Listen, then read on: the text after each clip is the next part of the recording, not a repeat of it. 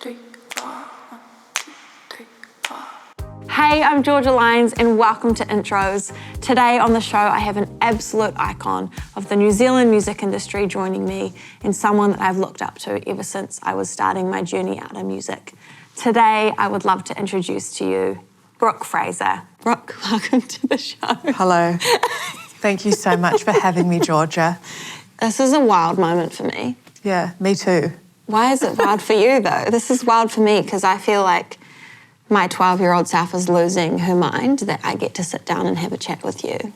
Well, especially after I inspired your first T-shirt business, which we can't deprive people of that. It's true. Yeah. You were my first show that I ever got to attend. I was 12 years old. Yeah.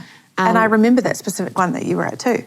Not because I was there. Because you were there. I brought a black Giant B T-shirt. I remember that one. Was it like the hand kind of drawn? Oh yes. My gosh, and then I do this little remember that. notebook that was like my songwriting notebook for a really long time. This brown leather kind of. I remember that one. So I had that and I remember sitting there at the show and being like, how much does this T-shirt cost?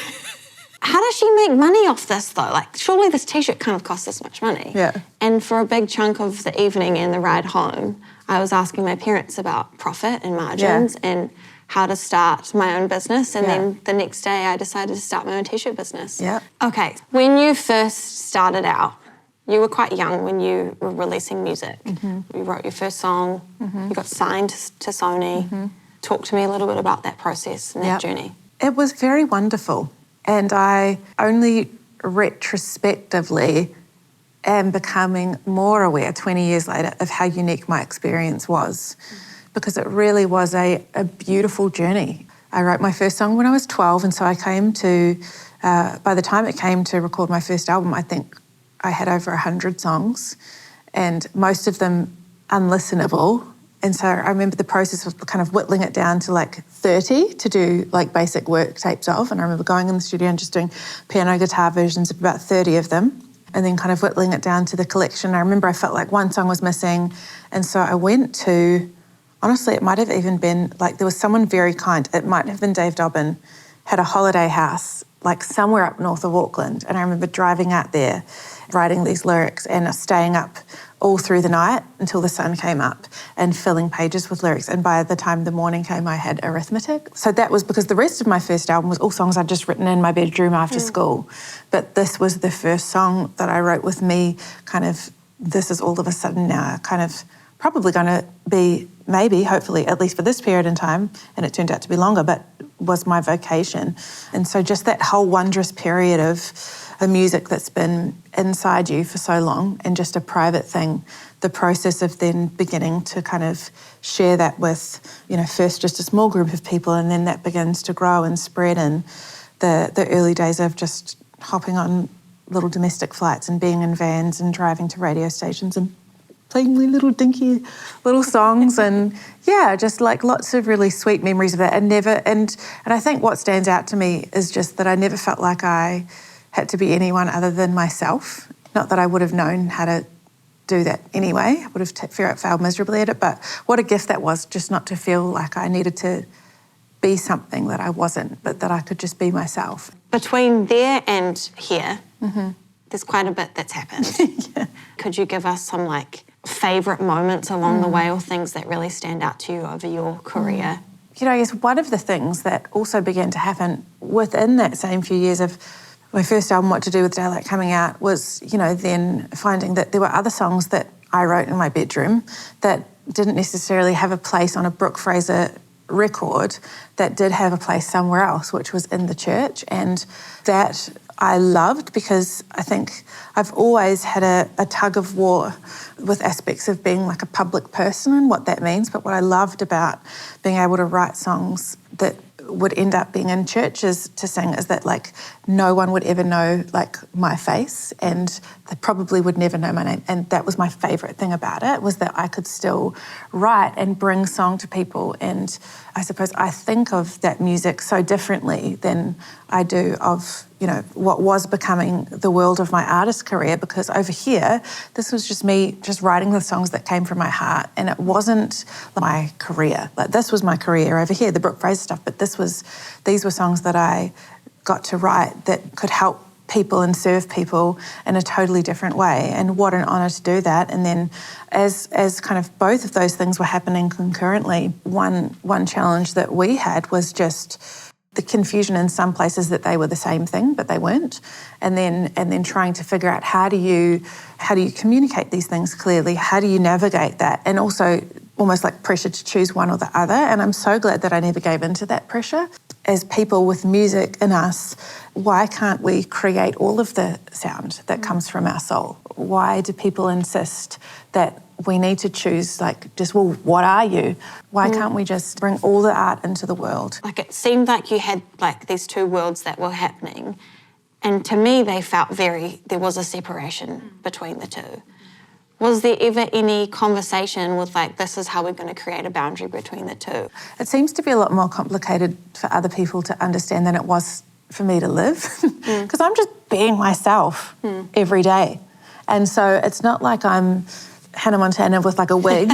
And not like, this is actually me all the time.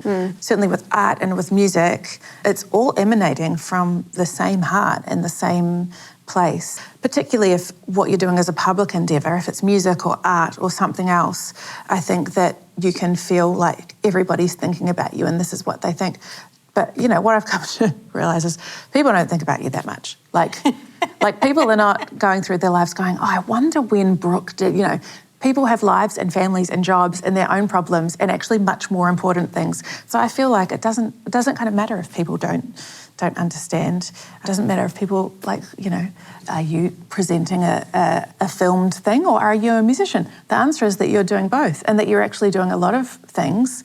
And who you are in this moment is not different to who you are when you're on stage playing. What's amazing about being human, your creativity manifests itself in all of these different ways in different moments. And it doesn't mean that you're not being decisive. It means that you're being curious and that you're exploring all of these different ways that your creativity can interface with the world. And I think that that's amazing. Touring, I want to talk to you about that. Yeah, well, my memories of my first tours in New Zealand are very funny because they're just very Kiwi. Both of my first two tours were pub tours, so let's just say that. So let's just set the scene, you know. One of my early tours was, I was the support for a co-headline, and the co-headline was Dave Dobbin and Lucy Lawless. Great. Which is just amazing. And I still have the poster, one of the big posters that everyone signed. But I have a memory of being like on stage at a pub in Waihi. Great. And then a lovely inebriated countryman of mine yelling out from the audience, play some Neil Diamond. And I was like, I'm sorry, I don't know any Neil Diamond songs. And him just like, well, bleep you then. And I was like, okay. Have your way. I'm like, no. So, but what that did in me was build this resilience of like learning like how to gather and hold a room when there's just seems to be like very little common ground. And then you go from playing kind of, you know, somewhat more of the swish venues in New Zealand to then being like a road dog in a Sprinter van in America.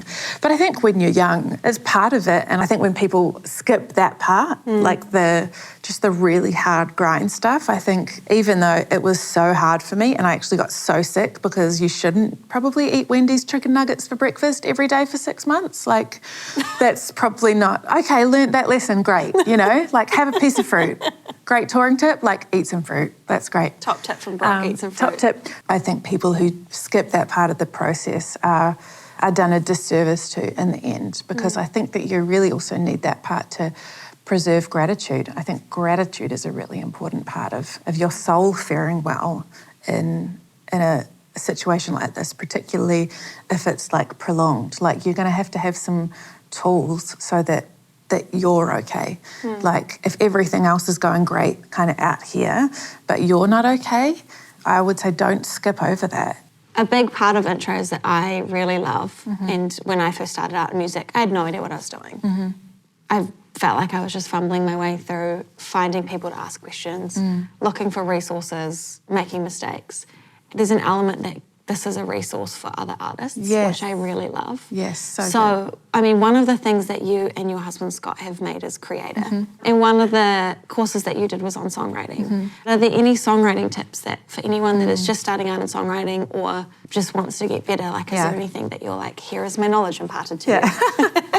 I would just say take like mental note of like what are 10 songs like from other people that you love, and try and figure out what is it about that song or that artist in a particular way approach things that they do. Like one thing I only identified in myself after writing for a few years was that I'm an absolute like fiend for a major seventh, like in a melody. But I didn't know that, but once I clicked onto it, I could start to see all the places where I'd put it. And so it's probably like, like we all have artists that we love or songs that we love. Is there a common theme in the things that you love and the things that make you come alive? Or the opposite, what's the music you hate and what do you hate about it? Why does it grind you the wrong way? What don't you like about it? And then maybe even, to be honest, trying some of those things because it pushes you out of what you are accustomed to writing. Through your journey, you were touring as an artist, you got married, you became a mum. How did you juggle those really big moments as a human being whilst having to navigate your career? I think it was probably a lot more messy on the inside than it looked from the outside. And I think sometimes it's so good to go, this is what I want to do, but life is like one moment at a time. So I think that I just had to take it a day at a time, or a week at a time, or a month at a time.